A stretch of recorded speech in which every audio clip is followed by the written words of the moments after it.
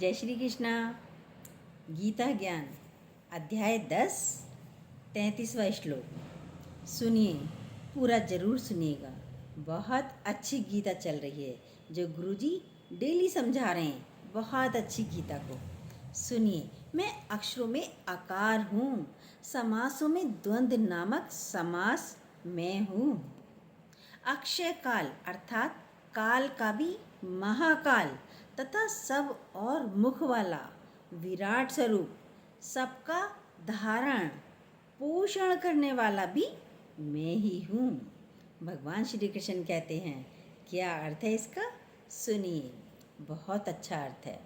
भगवान कह रहे हैं अक्षरों में आकार मैं हूँ। आकार मतलब आकार, अक्षरों में आकार मैं हूँ। जितने भी अक्षर बनाए गए हैं, ABCD जो भी अक्षर हैं, उन सब का आकार मैं हूँ। अब ये आकार को क्यों लिया भगवान श्री कृष्ण ने? ये नहीं बोला ए मैं हूँ, बे मैं हूँ, से मैं हूँ, ये नहीं बोला। बोला आकार मैं हूँ। आकार तो हर एक में होगा ही होगा भाई। कोई भी अक्षर आप बनाइए, आकार तो होगा ही होगा। ए बनाइए आकार, ए बनाइए आकार, पी बनाइए आकार, जी बनाइए आकार, जेड बनाइए तो भी एक आकार तो हर अक्षर का होगा। तो कितना अच्छा बोला, आकार मैं हूँ। आकार तो होगा ही होगा। कृष्ण की जितनी भी विभूतियाँ हैं, भगवान श्री कृष्ण की जितनी भी विभूतियाँ हैं, सब में मैं हूँ। पूरी सृष्टि में आकार मकार सब आ जाता है। जितने भी संसार में आकार हैं, अक्षर हैं, उनका आकार मैं हूँ। ऐसा कोई भी अक्षर नहीं है जिसमें आकार नहीं होता हो। ऐसा कोई भी अक्षर नहीं है जिसमें परमात्मा नहीं हो। अभी तक तो जड़ चेतन में बोल रहे थे। अभी तक तो भगवान जड़ चेतन में बोल रहे थे। वृक्ष में हूँ, सब में खुद बोल रहे थे मैं हूँ। लेकिन अब तो कितनी दूर की बात कर रहे हैं, कितनी दूर तक गीता को लेकर जा रहे हैं भगवान श्री कृष्ण। आकार भी मैं हूँ, अक्षर भी मैं हूँ। अक्षरों में भी मैं ही हूँ। इसके कहने का मतलब क्या है कि अक्षरों में मैं ही हूँ? सुनिए, अपनी सर्वव्यापकता को बता रहे हैं भगवान श्री कृष्ण।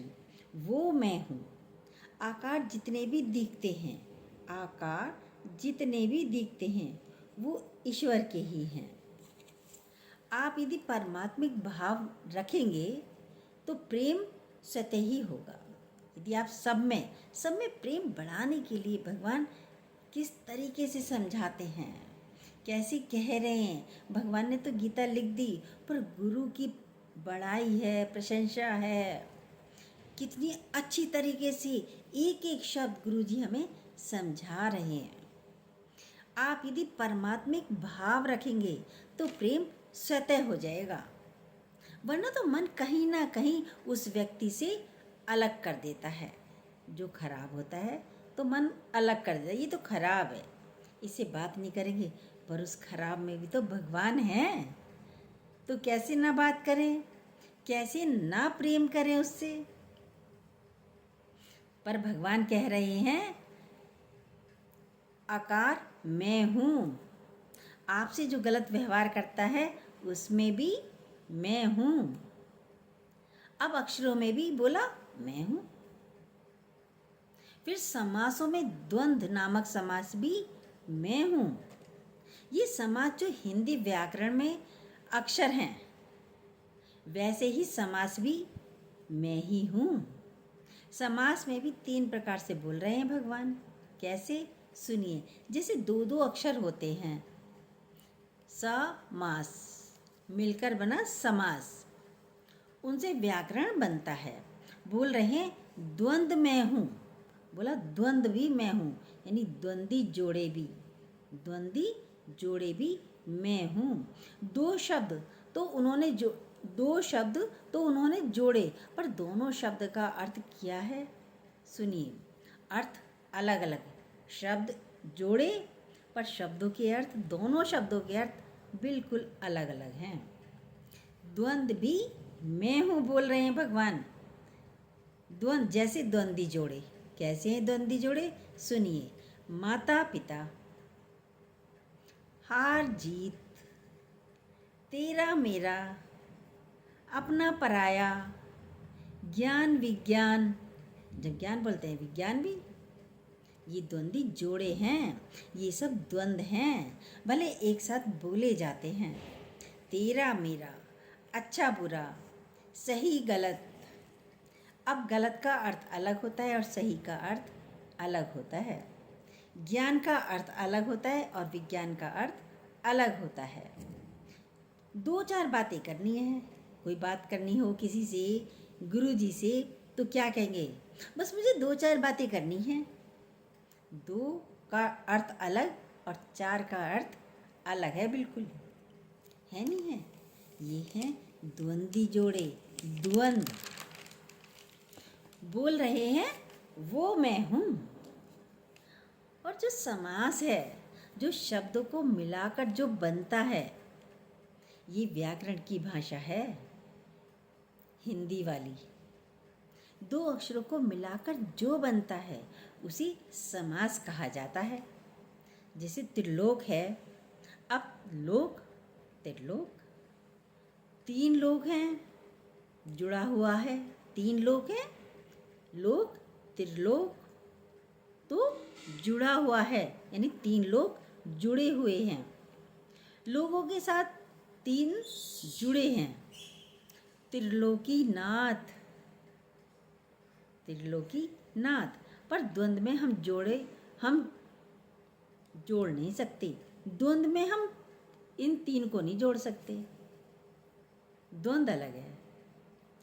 शब्द का अपना अपना महत्व है। समासों में द्वंद्व मैं हूँ, भगवान श्री कृष्ण कहते हैं, और गुरु जी भी बहुत अच्छी तरह डेली समझा रहे हैं पूरी गीता। फिर कहते हैं अक्षय काल, अर्थात काल का भी महाकाल मैं हूँ। अक्षय मतलब जिसका नाश नहीं होता, जो अक्षय है। परिवर्तन होता है पर नाश नहीं होता। परिवर्तन सबसे ज़्यादा किसका है? किसका होता है? समय का परिवर्तन होता है। हम लोग समय को घड़ी के हिसाब से मानते हैं। 24 घंटे हो गए, 24 घंटे बना दिए, एक साल बना दिया, एक महीना बना दिया, एक सप्ताह बना दिया, एक महीने का समय, कोई कहता है 1 महीने का समय दे रहे हैं, 4 महीने का समय दे रहा हूँ मैं इस काम के लिए आपको। हमारे भारतवर्ष में काल क्यों बोलते हैं? काल क्यों बोलते हैं? काल मीन्स मृत्यु, जो सत्य है वो मैं हूँ, भगवान कह रहे हैं। मृत्यु तो आनी ही है, उसे हम बदल नहीं सकते, और सबकी आनी है, अच्छा हो या बुरा हो। अक्षय मतलब जिसका नाश नहीं होता, वो काल मैं हूँ, भगवान बोल रहे हैं। मृत्यु का नाश नहीं होता, आनी ही आनी है, होनी ही होनी है। हर क्षण परिवर्तित है पर है। हर क्षण परिवर्तित है पर है, खत्म नहीं होता, जाता नहीं है। पानी बह रहा है, परिवर्तन हो गया, हम बोलेंगे पानी बह गया, समय से बह गया, फिर भी पानी है, परिवर्तन हो गया, यहाँ से वहाँ चला गया, बह गया, यहाँ से वहाँ चला गया, पर है ना, है, परिवर्तन हो गया है। एक ही नदी में आप 2 बार स्नान नहीं कर सकते। पहले तो समझ ही नहीं आता था, क्या कह रहे हैं ये गुरुजी, एक ही नदी में 2 बार स्नान क्यों नहीं, हम तो 4-5 बार भी कर सकते हैं, कितनी ही डुबकियाँ लगा सकते हैं। पहले समझ नहीं आती थी शुरुआत में वाणी, लेकिन अब तो बहुत साल हो गए हैं गुरुजी के संपर्क में, तो उनकी हर बात समझ में आती है। उनके संपर्क में रहते रहते सब समझ आता है, सुनते सुनते पूरा ज्ञान समझ आता है। कितना अच्छा बोला, एक ही नदी में आप 2 बार नहीं नहा सकते। भाई कैसे नहीं नहा सकते, आप भी सोच रहे होंगे। नदी के एक ही जल को बार बार आप स्पर्श नहीं कर सकते। आप सोचें स्पर्श कर लें बार बार, क्या वो एक ही जल है? नहीं, जिस जल को स्पर्श किया वो तो आगे चला गया, अब दूसरा है। फिर जब स्पर्श किया फिर वो आगे चला गया, तो दूसरा जल है ना। तो समझ आ रहा है। तट पर खड़े हैं, फिर गंगा को छू रहे हैं, क्या आपने उसी जल को छुआ? नहीं, क्योंकि जिस पानी को आपने छुआ वो तो आगे चला गया, आगे बह गया। जिसमें आपने स्नान किया वो आगे चला गया। समय परिवर्तनशील है, समय भी आगे जा रहा है, समय भी नहीं रुक रहा। देखिए अपने आप को, समय भी जा रहा है लेकिन है, क्षय नहीं होता, नाश नहीं होता, पर है। परिवर्तन हुआ पर है। जैसे बुद्ध भगवान के पास एक व्यक्ति आया, उसने उनको, बुद्ध भगवान को बहुत सारी गालियाँ दी, देता ही रहा गालियाँ, देता ही रहा, गंदी गंदी गालियाँ देता रहा। बुद्ध तो पूरे ज्ञान स्वरूप थे, वो शांत अवस्था में बैठे रहे, ज्ञानी थे बुद्ध तो। गाली देकर वह वहाँ से गुस्सा होकर चला गया, लेकिन बुद्ध भगवान ने उससे कुछ भी नहीं कहा, शांत रूप में ऐसे ही बैठे रहे। दूसरे दिन, और उसको तो रात को नींद नहीं आए, भाई मैंने गाली भी दी पर बुद्ध भगवान ने तो कुछ कहा ही नहीं, मुझसे कुछ कहा ही नहीं, कोई बदले में नहीं कहा, डांटा नहीं, कुछ कहा नहीं। अब उसको तो खराब लग रहा है, क्यों दी, इतने बड़े महापुरुष हैं, ज्ञानी हैं, संत हैं, बहुत पश्चाताप हो रहा है, पूरी रात नींद नहीं आई। दूसरे दिन जाता है बुद्ध भगवान के पास, चरणों में लेटता है, भगवान मुझे माफ़ करो, हाथ जोड़कर माफ़ी मांगता है, मुझे माफ़ कर दीजिए। रो रो कर कह रहा है, हमने आपको इतना अपशब्द बोला। बुद्ध नदी के किनारे बैठे हुए थे, कहा पानी को देख रहे हो? बोला हाँ। बोला मेरे बोलने का आप पानी से क्यों कंपैरिजन कर रहे हो? मेरी माफ़ी मांगने का कंपैरिजन पानी से क्यों कर रही हो? बोले जो पानी कल था वो अभी है यहाँ पर? जो पानी कल था क्या वो पानी अभी भी है यहाँ पर? पानी तो है, पर जो कल था वो पानी है, वो तो बहुत आगे चला गया, बहुत आगे बह गया, वो तो अभी नहीं है। बुद्ध भगवान ने बोला ऐसे ही जो कल बात थी वो तो है ही नहीं। सॉरी, जो कल बात हुई वो तो है ही नहीं, वो तो चली गई। समय है, बात चली गई, उनको कोई फर्क नहीं पड़ता। बुद्ध भगवान को कोई फर्क नहीं पड़ा, कह रहे वो तो कल थी, आज तो है ही नहीं। जब आप उस स्थिति में आएंगे तब आपको कोई फर्क नहीं पड़ेगा। इतनी ऊंचाइयों तक पहुंचना है। जब आप उस स्थिति में आएंगे, कोई कुछ भी कहे मेरा की, उसका मुंह, उसके शब्द थोड़ी देर में चला जाता है ना, बह गया, समय चला गया, ऐसे रहिए। अक्षय जिसका नाश नहीं होता, आत्मा का नाश नहीं होता, आत्मा को भी काल से जोड़ा गया है। आत्मा है या परमात्मा है, आत्मा है या परमात्मा है, उसका क्षय नहीं हो सकता है। शरीर नाशवान है, हाँ, जो कल था वो अभी नहीं है, जो अभी है वो आने वाले समय में नहीं होगा।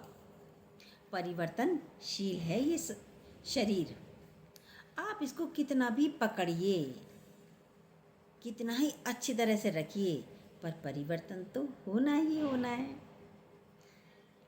बचपन बना रहे हम सोचें नहीं रहेगा, जवानी बनी रहे हम सोचें नहीं, झुर्रियाँ भी आएंगी, आंखों पे चश्मे भी लग गए, दांत भी टूटेंगे, कानों में सुनाई भी नहीं देगा, कमर से बैठा भी नहीं जाएगा बिना सहारे के, घुटनों में भी दर्द होगा।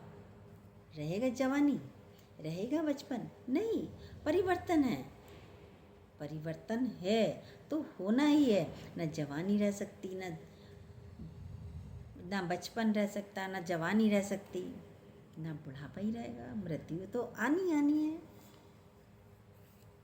तो क्षय हो रहा है, पर है। नाश तो हो रहा है शरीर का भी, लेकिन है, अभी है।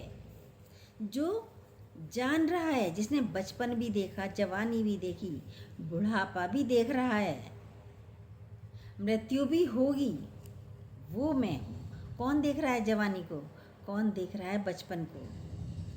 कौन देख रहा है बुढ़ापे को? वो मैं हूँ, भगवान कह रहे हैं।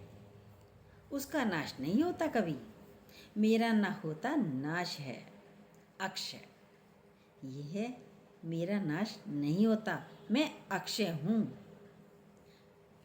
अपने को उस भाव में लाएंगे तो भयभीत नहीं होंगे। मौत से भी, काल से भी, किसी से भी कोई डर नहीं लगेगा। जब आप आत्मिक स्थिति में आएंगे तो आप उसको एक्सेप्ट कर लेते हैं। जब आत्मिक स्थिति में आते हैं तो फिर हम उसको एक्सेप्ट कर लेते हैं। आपके भीतर परिवर्तन नहीं होगा, अक्षय है। अंदर वाला तो वो बैठा ही है। जवान रहो, बुढ़े रहो, बचपन हो, कुछ भी हो, फिर आपके भीतर परिवर्तन नहीं होगा, अक्षय है। अच्छा भी स्वीकार कर लिया तो बुरा भी स्वीकार कर लिया। उस स्थिति में चित्त शांत हो जाएगा। जब हमने अच्छे को, कोई अच्छा व्यवहार कर रहा है, बहुत अच्छा है, उसको भी स्वीकार कर लिया। अब किसी ने बुरे शब्द भी बोल दिए, बुरा व्यवहार ही कर दिया, उसको भी एक्सेप्ट कर लीजिए, तो चित्त शांत हो जाएगा। क्योंकि है कौन उसमें? जब हमें ये पता चल गया सब सृष्टि में, आकारों में मैं ही हूँ अर्जुन। वो अर्जुन तो नहीं दिख रहा महाभारत समय का, वो अर्जुन हम और आप हैं, जो भगवान श्री कृष्ण बता रहे हैं। तब चित्त शांत हो जाएगा। संसार में परिवर्तन तो होता रहता है। अब पंखा चल रहा है, 3 पंखड़ी हैं, चला दिया 3 पंखड़ी, जब चल दिया पंखा तो एक हो गया ना। 3 पंखड़ी अलग अलग नज़र नहीं आएंगी फिर। वैसे पंखा है तो विविधताएं दिखते हुए भी एक है। परमात्मिक भावों में आने वाली स्थिति में रहना है हमें। हमारा जीवन बहुत शांत स्थिर हो जाएगा। गीता बहुत अच्छी चल रही है, मन को शांत करती है, भगवान तक पहुंचाती है। सब भगवान के दर्शन करना चाहते हैं ना? देखो सब में कैसे दर्शन करा रहे हैं गुरुजी हमें। सबको भगवान के ही दर्शन हो रहे हैं ये सब में। दूसरा ख़त्म कर रहे हैं गुरु। बदलाव को भी स्वीकार कर लेंगे तो हलचल नहीं रहेगी। आज इसका व्यवहार ऐसा हो गया, कल तक तो बहुत अच्छा व्यवहार था, आज ऐसा हो गया, आज कैसे बोल दिया ऐसे, कैसे बोल दिया ऐसे मुझे, तो आज इसका व्यवहार ऐसा हो गया, कल उसका व्यवहार ऐसा हो गया। कुछ होता है ना तो कहते हैं समय के कारण हो रहा है, मेरा समय बहुत बुरा चल रहा है, यही कह देते हैं ना। समय बलवान है, मान लिया तो चित्त शांत हो जाएगा। समय बलवान है। आज बुरा भी बोला तो क्या हो गया? किसने बोला? भगवान ने बोला। मैं कह के आया था, मुझे भी बोल दिया, तो चित्त शांत हो जाता है। कभी गर्मी, कभी सर्दी, कभी बरसात, ये तो चलता ही रहता है, मौसम है। सबका धारण पोषण करने वाला भी मैं हूँ। सबको धारण करने वाला भी मैं हूँ। सबना जिया का एको धाता, सबको धारण करने वाला मैं हूँ। जैसे हम लोग वस्त्र धारण करते हैं, कहते हैं सबको धारण करने वाला मैं हूँ। खाली मनुष्यों का ही नहीं, सारे जीवों का, पशुओं का, पक्षियों का, सबको धारण करने वाला मैं हूँ। चाहे उसमें कुत्ते हो, बिल्ली हो, तोते हो, कोई भी हो, सबको उसी भगवान ने धारण कर रखा है। स्त्री के रूप में मैं हूँ, पुरुष के रूप में मैं हूँ, बच्चों के रूप में भी मैं ही हूँ और राक्षस रूप में भी मैं ही हूँ। मैं ही ये रूप धारण करता हूँ। यही सबको धारण करने वाला मैं ही हूँ। जब ये धारण करने वाला मैं हो जाएगा, फिर आपकी किससे दुश्मनी होगी बताइए। जब सारे रूप, जब सब भगवान ने धारण कर रखा है, अच्छे को, बुरे को, राक्षस को, कुत्ते को, बिल्ली को, व्यक्तियों को, तो दूसरा कुछ है? भगवान से आप गंदा व्यवहार करोगे, गलत व्यवहार करोगे? नहीं, बस याद में रखना है ही भगवान, है ही भगवान। बता तो दिया शुरू में ही गुरुजी ने, लेकिन तब तक समझ नहीं आती थी। मैं ही हूँ। अब समझ में आ रही है जब गुरुजी गीता सुना रहे हैं, पूरा का पूरा। कितना अच्छा बोला, जब ये धारण करने वाला मैं हो जाएगा, फिर आपकी किससे दुश्मनी होगी, किससे शिकायत होती है? वस्त्र अलग अलग दिख रहे हैं, वस्त्र अलग अलग, यानी ड्रेस अलग अलग दिख रही है क्या? कुत्ते की, बिल्ले की, बच्चे की, स्त्री की, पुरुष की ड्रेसें अलग अलग दिख रही हैं, पर है एक परमात्मा ही। किसी के सुंदर वस्त्र हैं, किसी के मैले वस्त्र हैं। आपका बच्चा चाहे किसी भी रूप में आपकी गोदी में आके बैठ जाए, आपका बच्चा है, बहुत अच्छे कपड़े पहना दिए और वो गंदा होकर मिट्टी में सन लिस पुत कर आपके पास आ जाए, तो क्या आप प्यार नहीं करोगे? पता है ना, मेरा बच्चा है तो प्यार करोगे।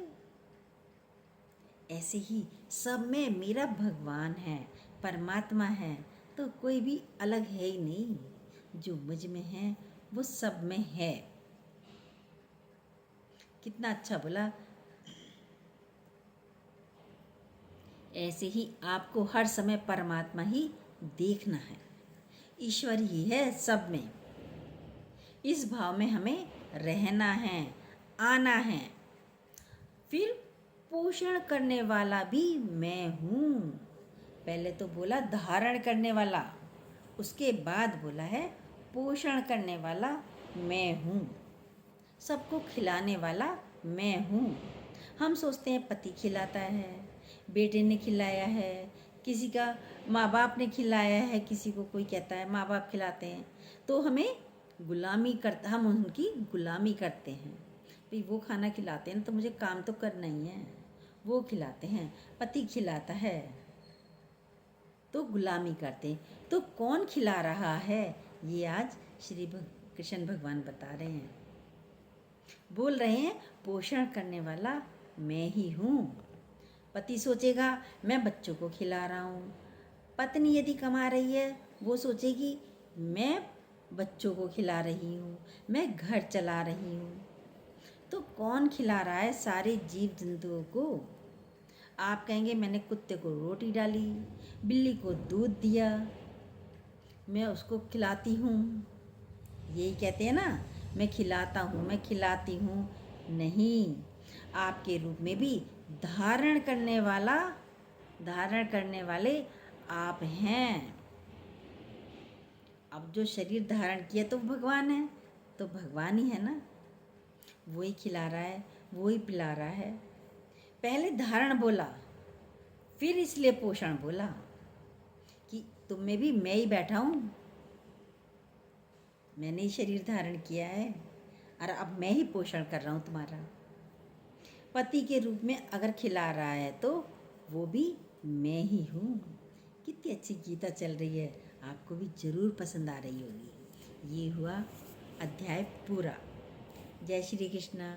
यदि आपको अच्छा लगता हो तो प्लीज़ जो न्यू हो सब्सक्राइब कीजिएगा, बेल को दोबारा प्रेस कीजिएगा, अपनी लाइक कमेंट भी ज़रूर दीजिएगा।